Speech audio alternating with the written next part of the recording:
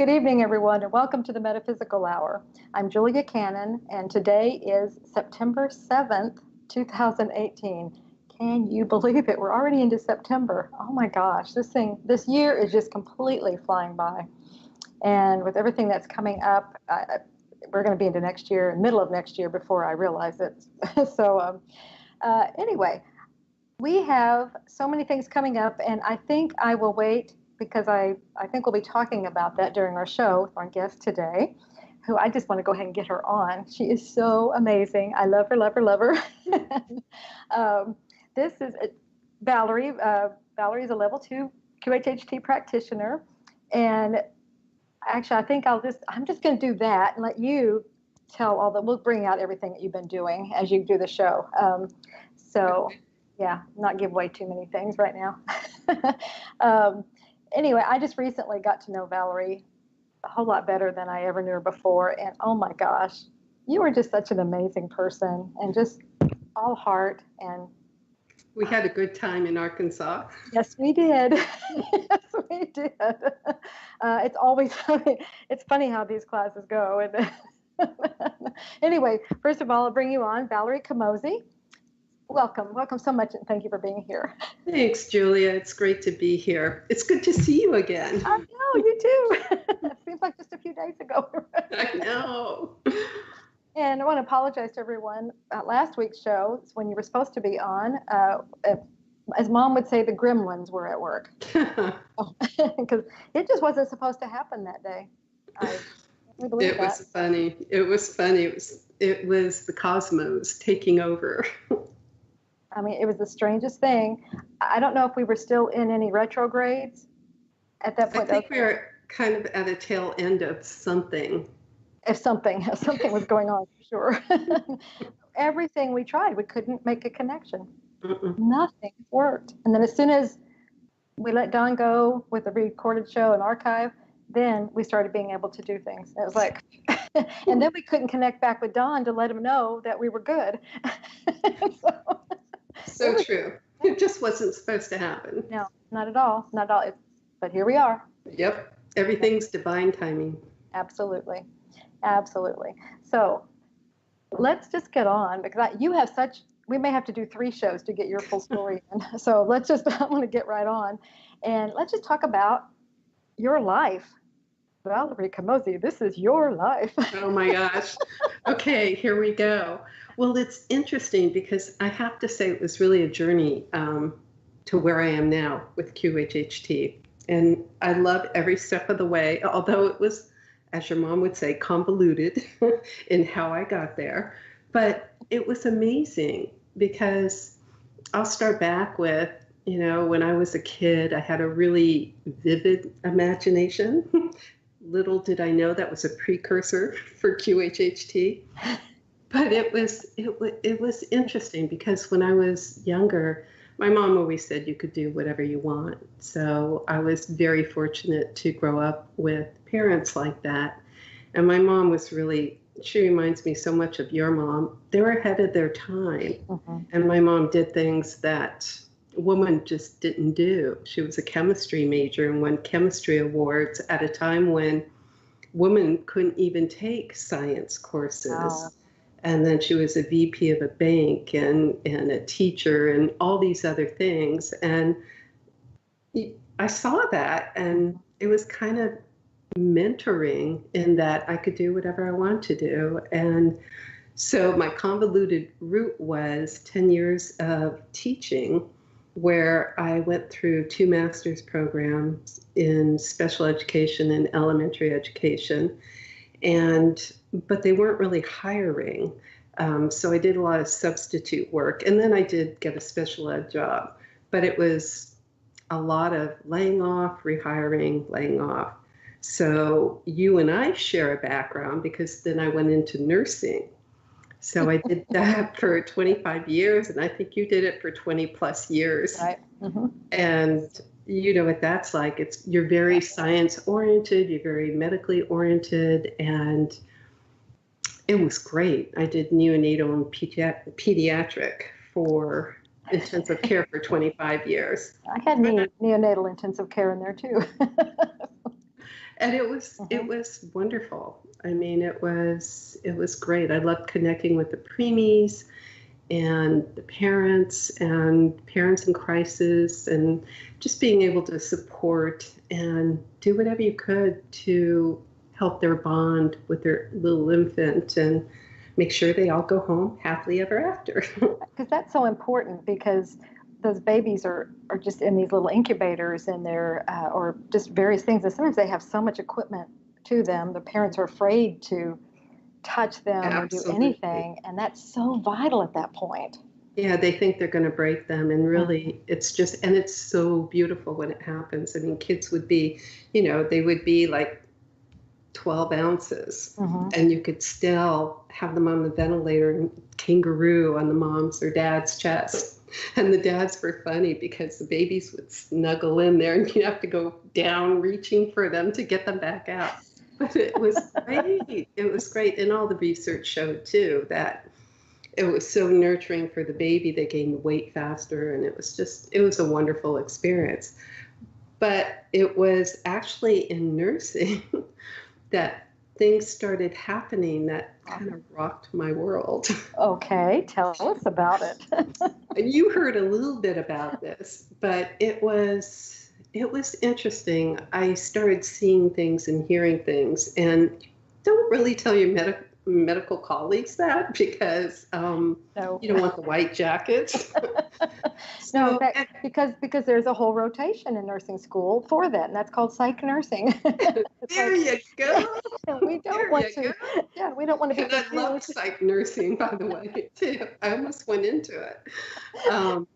So things were happening. I would hear things and I would see things. And I have to say, the parents are the most in tune psychic I've ever seen. If their baby, something was happening or going on in the unit, oh my gosh, you'd get a phone call, 2 a.m., 3 a.m. They knew exactly when it was happening. And that was both parents. That was the mom or the dad. The dad would be at work and he'd be calling, is everything going okay? Can I get an update report on my kid? And it's like, sure, she'll be with you in just a minute. But it was great. But for me, I started, I'm saying this live, I started hearing little voices. And the voices were telling me what was happening or what was wrong. And I don't pretend to diagnose, prescribe, or treat. Right. It's just not what I would ever do. Right. And I wasn't even sure I was believing it either. At one point, believe it or not, because I was seeing and hearing so much, I did have a CT scan to make sure I didn't have a brain tumor. Honestly, I did. And of course, it was normal. But that just really changed things for me. Pathophysiology was our thing. What's this? How does that fit in with anything? It doesn't. It doesn't. So, and there was no one to talk to. So I started searching for answers, and I started taking some classes. But even before that, the messages I was getting, it's not like I would say, oh, to a neonatologist or to a pediatrician or to my fellow nurse. I didn't say, this is what I heard. What I would say is, can you check that heart one more time? Can you just, I'm just not sure about this. And sure enough, it would be exactly what the wise voice, I say the infant's higher self, whatever, your belief system is. And it was accurate. And the more I trusted that, the more accurate it became. And it's not that it did help me help the child, but it was beneficial to everyone, because then you could get to what was going on with the infant. And one time I was in the middle of the unit, and I worked in a high level intensive care, and I was in the middle of the unit, and there was no alarm or anything, but I felt like a tap on my shoulder. And I'm looking around, and there's no one around me. My baby's doing good. So I walked to the center of the unit, and I look up, and accidentally alarm was silenced, and the baby wasn't doing well. And, it was things like that. I just trusted it. I started going remote control, but I wanted to get answers, because this isn't in my world. You know, I'm a nurse. This doesn't make sense to me. No. Uh-uh. So I kept seeking out teachers, and I have to be honest, I didn't resonate with a lot of the metaphysical teachers that were out there. And I think they're wonderful. I think we all align with who we're supposed to align Exactly. with. And I did study at the Berkeley Psychic Institute for 2 years, but it wasn't what I was looking for. I was looking for more. Mm-hmm. And it wasn't answering my questions. So I went to typical. Well, let me ask you what it was doing. I mean, what was that for? Was it to develop your psychic ability, or? It was, but I liked doing it my way because it was coming naturally. And they had a form, and the form wasn't fitting my way. Right. And I felt like it was holding me back somewhat. Yeah. Mm-hmm. And then I wanted to know everything I was seeing. And that's just not the way it worked. Wonderful place. I think it's a great place for going and discovering and meeting people and furthering your skills. So not in that respect do I say that it's not good. I think it's wonderful if that's what you're looking for. I was looking for something a little bit different. Don't worry, I went 2 years. So then I was in a bookstore with a friend, and I'm not kidding. A deck of cards fell onto my foot, and I've heard this story so many times by so many other people. And I flipped it over. It was Doreen Virtue. So my friend really wanted the deck of cards. I said, oh, take it. You know, what do I care? You know, I don't do cards. I mean, what does that mean? So I went on a search to try to find those cards. It was the last deck in that store, and I couldn't find them anywhere. Oh, how funny. So I finally went into a bookstore and had them order it for me. And then she was in my neighborhood, just about. She was in Santa Cruz, and I thought, I'll drive down there. It's pretty down there, and see what it's all about. I walked in, and I was going to turn around and leave, and they closed the doors. So I couldn't leave because I just wasn't sure, you know, how this fit into my life. And once she came in and started speaking, it was like this peace and calm. It's wonderful. But I have to tell you, working for Doreen as her staff, I ended up working for her as her staff for many, many years. And I learned so much, and I'm grateful for every minute of it. Kept hearing Dolores Cannon's name. And from Doreen, not in my head. Okay, I was thinking, okay. Yeah. Right. But no. And so I paid attention. I remember writing her name down. Life happens. And no matter what I tried to orchestrate to attend a lecture or a bookstore or a class, never happened. It was kids, it was timing, it was school, it was work, it was my husband's work, travel. So in 2013, I said, now's the time. I'm gonna check this out. And I wrote the office, emailed the office, and I contacted the office, and I said, any chance are you going to have, because I was working night shift, are you going to have an online course? And I thought, of course, they're going to say no. And they said, it's in the works. So I got really excited. And I didn't know what it would hold for me. But let me tell you, again, my life changed forever. I mean, I couldn't get enough. I could not get, I think I probably did the most play, replay, as long as you could before you went to the next section. So I think I was one of the first pilot people in that program. Say it started in 13. Yeah, well, there you go. And it was amazing. I felt like she was right there teaching me one-on-one. I mean, it was the most incredible, intensely wonderful experience I've ever had. So I was really excited to get started. I've been practicing since 2013, and it's been so much fun. And then I had to take level 2 because I wanted more. You know when you click something when you want more. When you're walking away from something, you're probably complete with that. But when you're searching and searching, and it started answering more than I could even imagine questions I had. And I hear that often from clients too. It's like, I had this question and then I saw this YouTube video and Dolores answered it, or I picked up her book and it was right there in Dolores's book.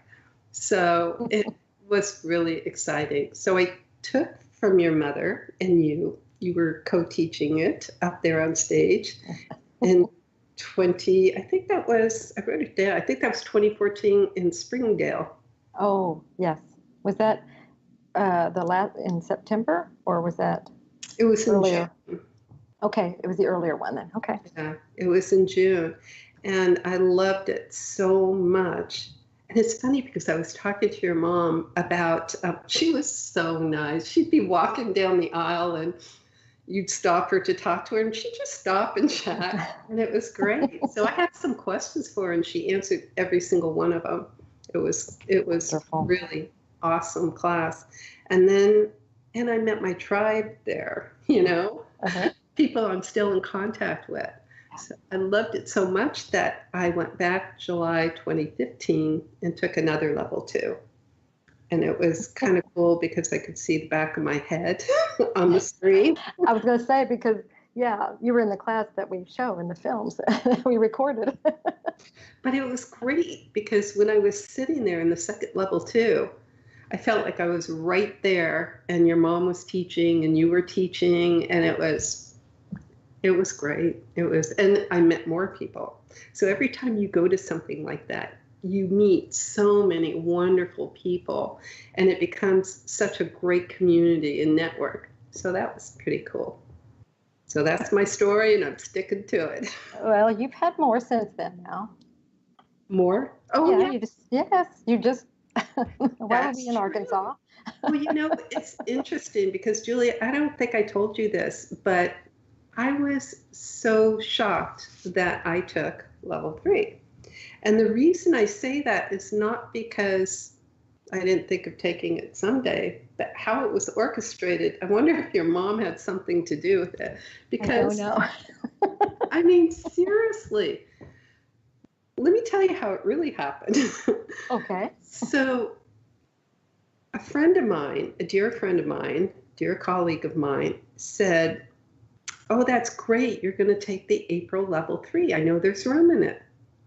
I never said anything about taking level 3 period or April level 3. And then I got this really cool email from you saying, "You can come to the level 3. And it's like, no, not yet. Not yet. And as it happened, I had commitments and I had clients. I was really booked. So it wasn't going to happen anyway for now. And then there was the August class. Mm-hmm. Yeah, okay, someday I'll take it. And then there was only one place left in the August class. Okay, this is a sign. Maybe I should take it. And I did. And I'm forever grateful. It was amazing. And I can just tell you in a nutshell, level 1 is like taking your bachelor's degree, and level 2 is like going for your master's, refining, and level 3 is like going for the PhD, where there's not a doubt in your mind that the method you're using is providing the highest, best results for your client. And that's what it's all about, what you can do for your client, how you can help them. My whole body's buzzing. It's how you can help them in the best way possible. Facilitating it. You know, we're not doing it. It's their higher consciousness, higher self. Their SC is the one doing the healing and showing them the most incredible parts of past lives, parallel lives, current lives, and amazing results. I mean, I'm speechless. And that's what we'll talk about. So has your world grown in your understanding since you've been doing sessions? Oh my gosh, my head has expanded. Your mom says like a pretzel, but my mind, my head, I don't have expectations anymore, because when I do, they're superseded every single time. And I have to say, even in the beginning, when practicing at level 1, it was phenomenal. It was just, my clients' eyes were closed because they were in that beautiful, peaceful, relaxed state. And I would have tears streaming down my face because it was such a high vibrational, beautiful energy beyond words. And it's like, okay, I can do this. But it's amazing. And the transformations you see, incredible, just incredible. And it's on every level, mental, physical, emotional. Yeah, let's talk about that. Because some people, that's where they, like clients, they may be expecting something physical to happen, but Right. then it happens another way. So, and so if you want to talk a little bit more about that, because I'm getting that you have gotten a lot of information about that in your sessions as to the whole thing. It's really interesting, and there's 3 clients that stick out in my mind, and these 3 clients are very different experiences. Okay. It shows where transformation and self-healing takes place on different levels. So one that really stood out was this client. He was a yoga teacher, and he was about to travel. Okay. And I even asked your mom about this one in person. Uh-huh. And he was about to travel, and it was sad. He had an incident that occurred where he was out with his girlfriend and another couple, and some random teenagers had baseball bats and decided to beat up the 2 men. And as a result, he ended up with a plate in his skull, a rod in his leg, and screws. Well, he wanted to heal from the emotional trauma of that, and he was hoping to find, either in a past life or with his higher self, to get some healing around that. He wasn't so concerned about the information as he wanted emotional healing around the trauma of that. Sure. And he was leaving the next day to go teach in Bali. So, I think it was the next day. So I didn't know if I'd even hear from him again or see him again. But what was so unique about his session was the emotional trauma was healed. It was an experience not to be repeated.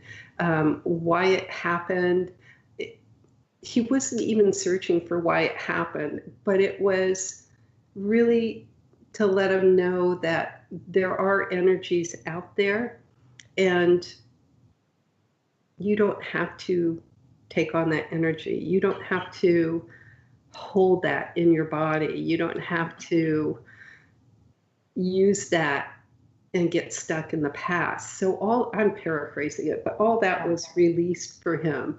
And then it was, I didn't know this at the time. I got an email later, but he told me that he felt the rod physically move in his leg during the session. And he emailed me when he got to Bali, and he said that he has not had any pain, and he thought he was going to have to stop teaching, but that was his life. And he's a self-taught yoga teacher who was picked up by Bikram to teach all over. Wow. And he's phenomenal, and people love him. He's got a huge following. It's probably not his first time doing it. Probably not. Probably not. He did have some interesting past lives. So he left the next day. He went to Bali. He did email me, and he said that not only did it move, that he was 100% pain-free. Now, there's no expectation by the QHHT facilitator, me, the practitioner. But it was so cool that, he was able to heal himself with his higher self in this experience and continue to reap the benefits. And he said he listened to his tape the whole way on the plane over, and he just got more healing, more insight, and changes that were recommended could be made. So it was a beautiful, beautiful experience. And his whole session, I was vibrating along like it was, oh my gosh. But you know, it's interesting because I did stop your mother and I asked her, I said, so what about plates and screws? And she just smiled and nodded her head. And she said, it's happening. Yes. And she said that the higher self does not like plates and screws in the body. And she said that some are now dissolving. So. Yeah. And that was in 2014. 14. I was going to say that was probably in 14. Yeah. Yeah, that's right. That was the first time you took it. Yes. So for and him, they were. He received both an emotional and physical healing. And you never know. The facilitator never knows where it's going to go, and it's all up to the client. You know, Absolutely. Are they ready to heal? Are they ready to understand what the message is so they can move forward? Well, like you said, he was listening to it all the way over there and probably continued to. So he understood the value of it. He understood what was happening and understood at least he's got to follow through with this. Yeah. And that's really all you have to do. Yeah. I had another woman, and it was amazing. She came and she wanted permanent healing for her breast cancer. Okay, so we went through about a 3-hour interview, and it was very interesting. She was very angry, felt that her family never supported her in any way, siblings and parents, and gave examples of how they never supported her throughout her life, and they weren't there to support her through chemotherapy and surgery. And so but she was very excited. She couldn't wait. She had an expectation, couldn't wait for her past life to see who she was, what she was, and all of that. Well, it was interesting because there's a wisdom that is so beyond ours that we never know how this is actually going to happen, what's going to happen. But we know they're always shown exactly what they need to know. And she was in current life. So they showed her in the womb and how loved and anticipated she was. It was beautiful. And then they showed her as a little girl, really young, and she was with her grandparents. And there were other siblings, but she's the one that got to go to her grandparents' house sometimes by herself. What a privilege. And she was shown a scene where she was cooking with her grandmother, and then she was going to her grandfather's place of work, and they'd go for ice cream afterwards. It was adorable. It just went on and on and on. Then she was shown a period where she was a high school cheerleader, and her boyfriend, beautiful, amazing, loved her friends, loved cheerleading, was a great student. I mean, life was good. Then she was shown her high school graduation.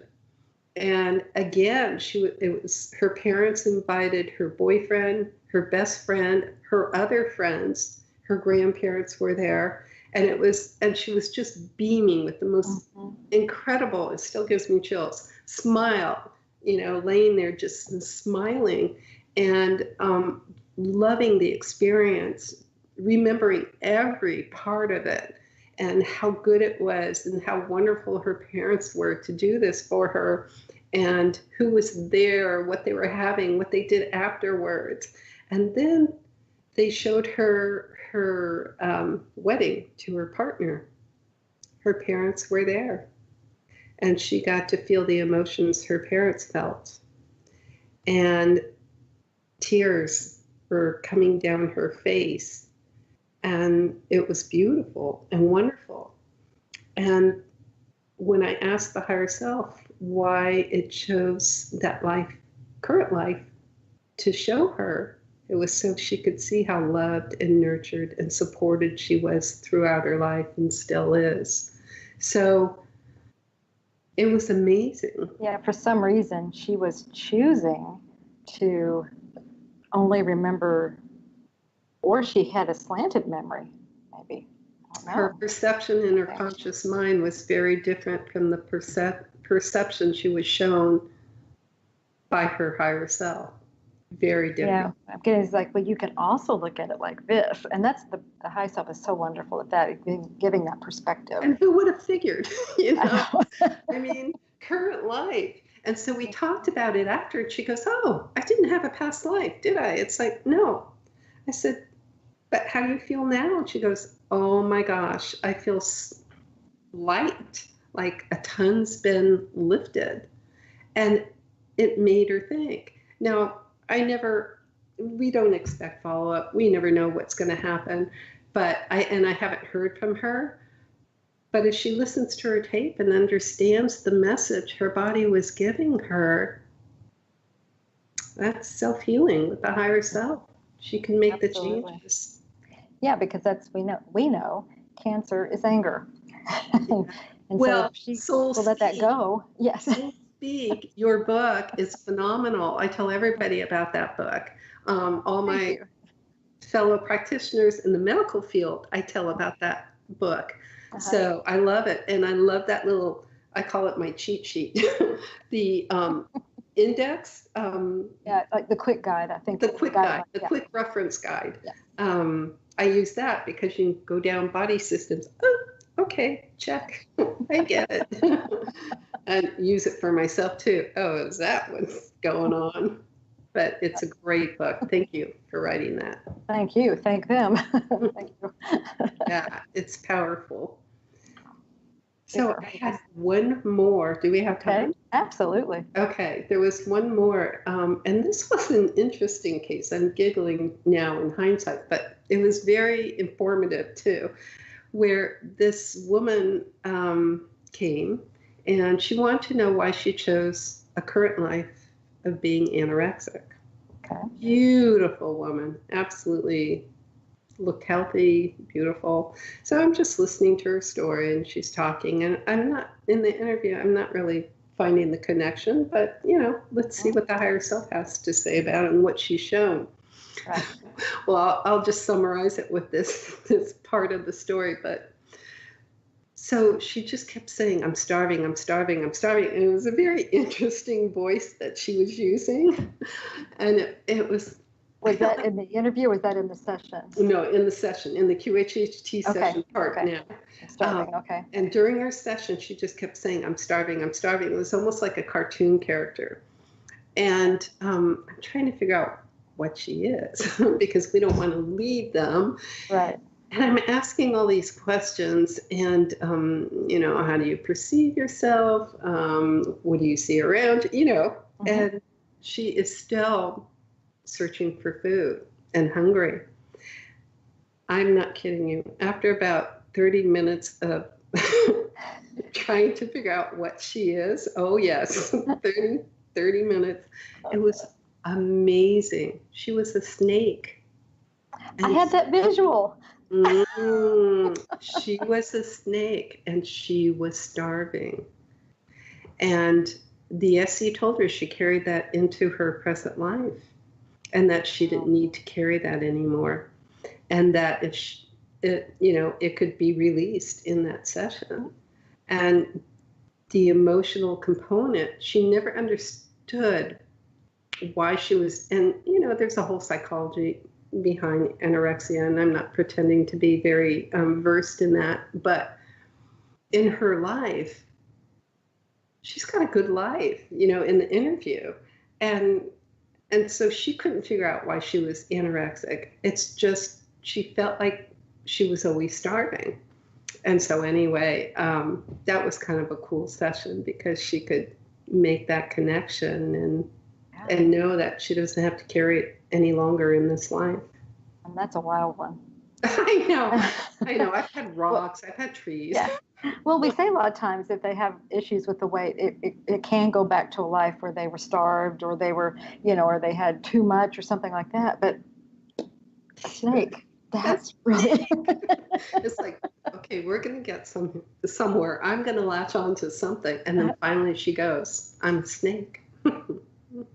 Wow. So what was it like to be a snake? She said that it was, well, she kept saying she was slithering along. That was a big clue, wasn't it? Yeah, but I'm not going to say, "Are you a snake?" Right. Right. So, yeah, she was slithering. It was dark, but she could see very acutely.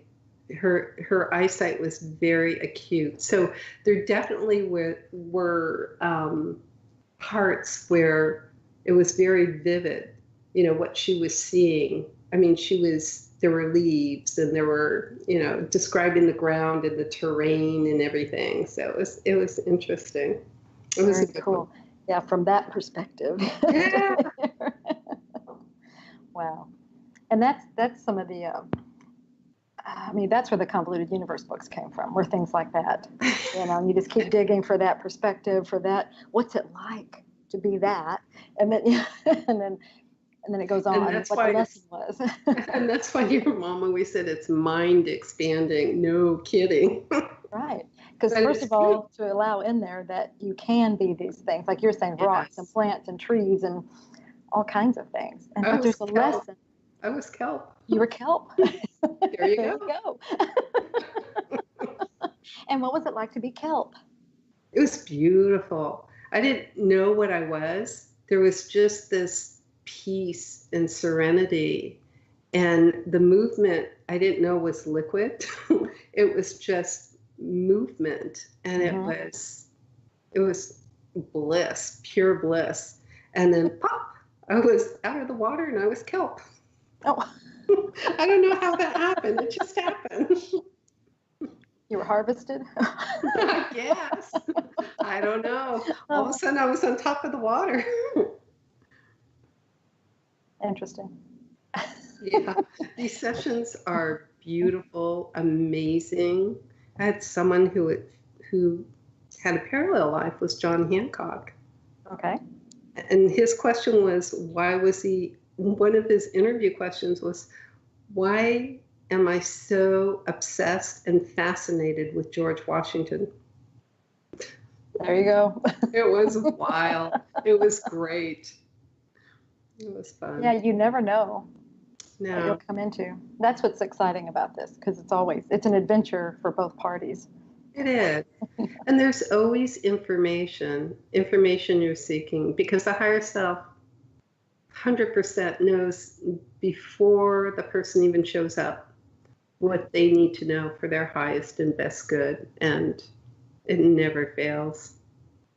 Well, like you were saying, it may not be what they were expecting, right? But it's always what they need, right? And so it's best to come in with no expectations. Yeah, absolutely. Yeah, and then it just goes. It's all nice and smooth, and you get you're more open, I think, because I know from the things that I've seen, if you come in with expectations, it shuts down a lot of it, because you want it to go a certain way. And when it starts not going that way, you're like, oh, it's not working.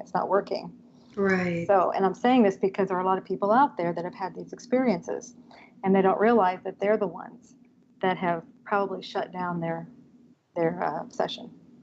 And because the expectations.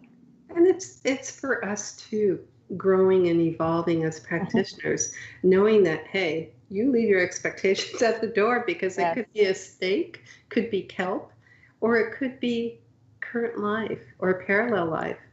Parallel lives are trippy. I mean, I didn't even begin to understand that. I had to pick up and read some of your mom's books, because I've had a lot of people that were, who's to say we're not all living parallel lives. But for them to come through in a session is very interesting to the client, but makes so much sense for the client. There's always a rationale and reason and why they're shown that. And that's a beautiful part of it. It's just amazing. We still have like 15 minutes. So have you let's just talk about some, because these are wonderful cases that you're talking about, and that's what I always love to discuss cases. What are some other weird one? We'll call them weird. Oh, okay. So, and I did write a blog about this on the... As if a snake wasn't weird. It's not to me, but... Yeah, not any longer. Not me either. Not since 2013. Actually, none of them are weird to me. It is what it is. Yeah, it is what it is. But it was interesting. I'm not kidding. For weeks, I had clients, all walks of life, and their light council showed up. And I blogged about this on your QHHT official forum, or website. Mm-hmm. And I had councils from the 8th dimension, the 9th dimension, the 12th dimension, and I had to ask, who are these light councils? Of course, then I pick up one of your mom's book after the sessions, and she's talking about light councils. Now, why didn't I see that before? But it was good validation. And it shows when so many people report this, Mm-hmm. how can you refute it? I mean, Exactly. they're all giving the same information. So this one particular person wanted a physical healing. That's what she came to the session for, and curiosity also. And I actually did 2 sessions on her. And the first session was very interesting. It was, the light council came through, but her SC came through also. And it was just information about who she was. The second session unfolded even more. And the light council, in the first session, she was shown in her current life as a child, the day she had to grow up and become an adult. As a child, as a very young child, it was the day her father died. Wow. And but it was beautiful how it was shown to her. It's just amazing, and she got so much release and healing, emotional healing from that. So okay, fast forward. Now we're in the second session, and the second session was, and not that anybody needs a second session. It just happened that we both wanted to explore this a little more. So she came back for a second session, and light council showed up immediately. Okay, so she's not going to be shown current, past life, or anything. That's fine. And I asked if they could answer questions for her, and they said sure. And they were giving profound answers to her questions, really deep and beautiful and amazing. And then it got to, well, can you do the healing on her? And it was absolutely beautiful. First, I was like, oh, you've got to be kidding. They said no. And it's like, what do you mean you can't do a healing? And last time when they said no, they couldn't do a physical healing for her, even though we know all healing is self-healing and it's coming from the higher self. It's not coming from us. The first time they said no, I went to the SC, and the SC started the healing. That was confirmed in the second session that some of the healing had started, but not by the light council. And I couldn't figure out why. So I kept asking in different ways, like, what do you mean you can't do the healing? But I didn't say it like that. I said it much nicer. And they said it's not something we do. And I said, why not? And they said, because it's not our purpose.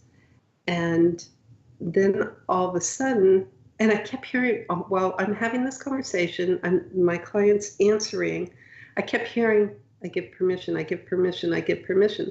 What are you giving permission to? So I said, can I know what you're giving permission to so we could have it on the recording so she can hear it later? Right. And it was for the technical beings to work on her.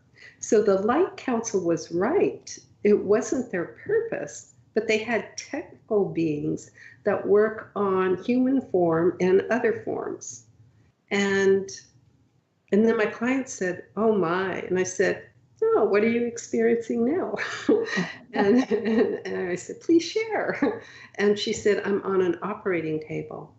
And then I thought, this is awesome. They're working on her.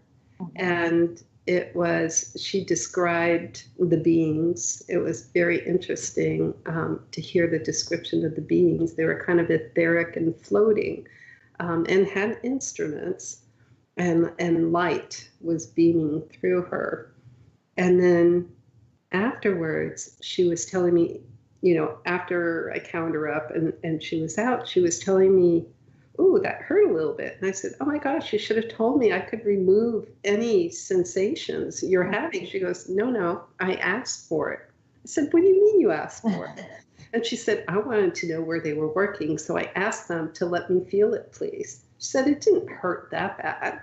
And I thought, whoa. And so she got what she set the intention with and allowed her higher self and her self-healing to take place. Yeah. So it was beautiful. And again, no matter what, everyone gets something from their session. And what they get is such a beautiful gift. And if they listen to the recording, they get more gifts and more information. So it's great. Well, I'm going to ask you a question. I know people listening are going to want this. Can we explore the light councils a little bit more? What was their purpose? Well, it depends. Or what is their purpose? They're in present tense, not past. There were different light councils, so many of them. I say 8th, 9th, and 12th, but there were more. In fact, they said they were communicating through my light council, or with my light council. And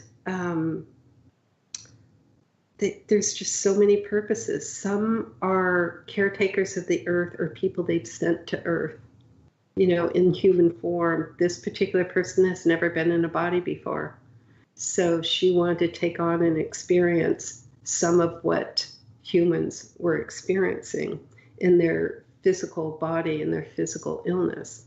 So she's like a direct link to the Light Council to upload that information to them, so they know. Another Light Council was a caretaker of the physical earth. They were involved in the creation of the earth, and they have a vested interest in knowing that the earth is not going to collapse. There was another one, Light Council, that was it sounds like sci-fi, huh? But that's our world. it's our world. Where do you think? Where do you think sci-fi comes from? Oh yeah, exactly. Hello, the flip phones on Star Trek. Yes, exactly. No, it's amazing, and I think the sci-fi comes through, not the scary sci-fi, but the imaginative sci-fi, so that we can calibrate and adjust and understand more. And it's a way of disseminating information in that way. Definitely. Close Encounters, all of those movies. So another council was like I almost want to say a way station. It communicates with many planets. But I want to get back to the council about Earth. It was interesting because they don't want Earth to affect other planets in the galaxy. They think we're primitive in as far as our misuse of energy and resources and things on Earth, and they're watching that, and they're trying to help us in the best way so we could help each other. So there's information coming through all the time about that. But the way station one was interesting because it really was about other planets. And one person who's connected to some people are directly part of the Light Council that are here, like the woman that was experiencing all the physical illness, but some are like part of, they're in a human body. It is their first life, but they go back and forth all the time. And how they go back and forth is, and, again, your mind has to expand. I'm not sure I fully comprehend it. But it's like they're a ship in themselves. And they go back. And it's interesting, but every single council that I experienced through these sessions were all helpful and investigating. And I did ask because I had, in some experiences with different clients, it came up that some are not here to help. And I thought, oh, is that going to be a scary thing? Absolutely not. They're just not involved with humans. If you're going to blow up yourself, you're going to blow up yourself. If you're Your going business. Yeah, they're just like, okay, next. I mean, they're just. So what were they here for if they weren't here? To learn, to experience, to observe. They were a here lot of to observation, observe. isn't there? Yeah. So that was interesting. That was really interesting. It's like, okay, it's not a big scary thing. It's not anything. They're just here to observe. Exactly. Yeah, and here, it's your fears. Exactly. That creates these other things. The scary sci-fi movies. Yes, exactly. Yeah. The day the world ends. And that was just somebody's imagination going that way, just going, oh, what would it be like if?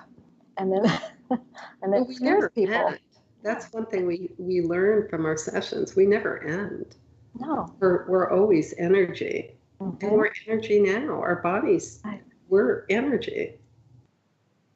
It's so cool. That's probably one of the biggest realizations for people, is to see that. Because then you're not afraid of death. You're not afraid of, it just eliminates all these unknowns out here. So many people go directly to source in these sessions because that's where they came from. And it's beautiful. It's just colors and peace and calm. And I let them enjoy it. Absolutely. Yeah. Oh my gosh, yeah. I'm noticing the time. Before we run out of time, I want you to let everybody know how to contact you if they want to. And you're located, we didn't even say where you are. I'm in San Rafael, near the San Francisco Bay Area. And they can contact me at Val Camozzi, VALCAMOZZI.com. Fantastic. That's easy. Yeah. Okay. All right. We have like a little bit, like 1 or 2 minutes left here. So what are some of the big messages? I usually ask for a parting message from you, but what are some like the big messages that you hear from the high selves? And you give me goosebumps when you say that. They're always saying how loved you are and that you're doing a good job. And the voice changes to this otherworldly, beautiful, beautiful, unconditional love. But they're always saying you're so loved, you're doing a good job. Yeah. And oh my gosh, my whole body's buzzing now too. I mean, isn't that gorgeous? That's the wonderful way to leave the session, is because they feel that too. And we all feel that it. love. Yes, because it pours out. And when it's happening and when they're saying that, they're usually streaming with tears. And I love to see it, especially in the men. I just love when they just let it flow. It's beautiful. Absolutely. Oh my goodness. Well, we're at time, and that was gorgeous. Thank you so much, Val. It was fun. I really enjoyed it. Oh, it's been wonderful. And they're saying have her back again. So because there's so much more. It would be fun, because what everybody doesn't know is what we do in our spare time and fun things that we do. And that's what apparently they want that to be shared. Yeah. Never done that before, so that would be cool. We can do that because it's a blast. It's so much it's a high energy. It's high vibrational, fun, joy, laughter. Lots of laughter. Lots of stories. Yes, absolutely. Well, anyway, so till next time, Val. Yes. All right. So thank you so much. Absolutely. Thank you. Thank you so much for being here.